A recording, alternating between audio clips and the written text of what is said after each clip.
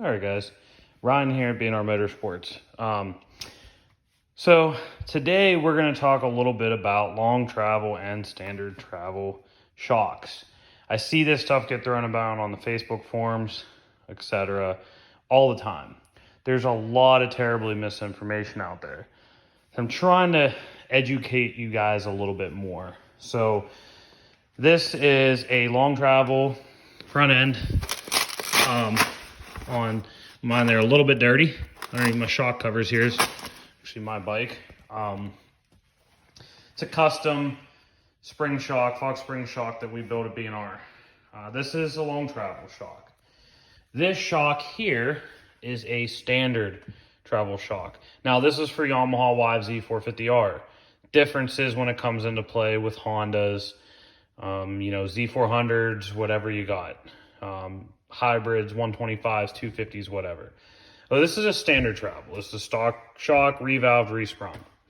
Now, why do we call it long travel? Why would we call it standard travel? Well, we call it long travel because the shock's longer than the stock shock. So this is a 20-inch shock. This is an 18.25-inch shock. I'll try to hold this up here so you can kind of see the difference in this shock. It's 1 3/4 inches shorter.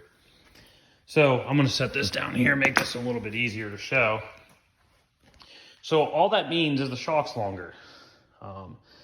They actually have the same amount of wheel travel, which is determined by the A-arm, how much this wheel travels, how much stroke is in the shock.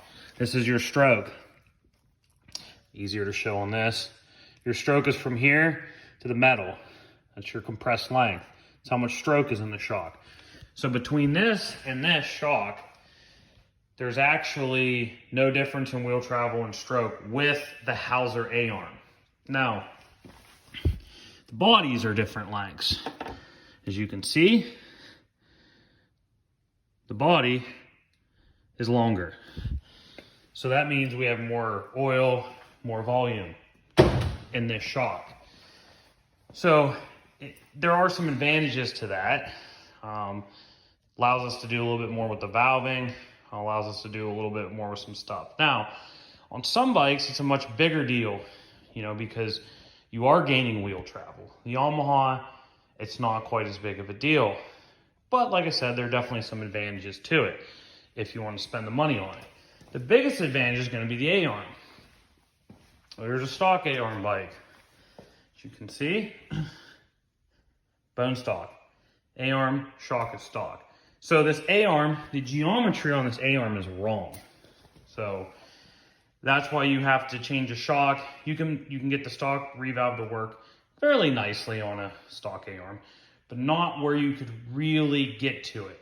So when guys come to me all the time, they ask about pricing and money and stuff. It all depends on your budget, what you want to do with something. You're going to be 10 times further ahead to do a set of revalves and A-arms and that setup than you are just to buy fancy shocks for the stock A-arm. You could buy a $2,000 shock for the stock A-arm and it's not going to perform like a revalve is with a aftermarket A-arm. Hauser is the one that we normally sell. We have packages, we can set you up with that. Guys always ask me, is there an advantage? If you have that much money burning a hole in your pocket, go with the long travel. Absolutely. If you don't, you're going to be a faster, better rider if you purchase 2 bikes and do 2 sets of revalves and you have more seat time than spending a fortune on 1 4-wheeler. That's my advice. Hopefully that'll give you a little insight on long travel, standard travel. Now, this is strictly for the Yamaha yfzr 450R. The Honda 450R absolutely needs long travel, to be in that, to work as well as it could. But these shocks are so much longer than what comes stock on a Honda, so that's why we can get away with that. But hopefully that gives you guys a little bit of information, a little bit of thoughts.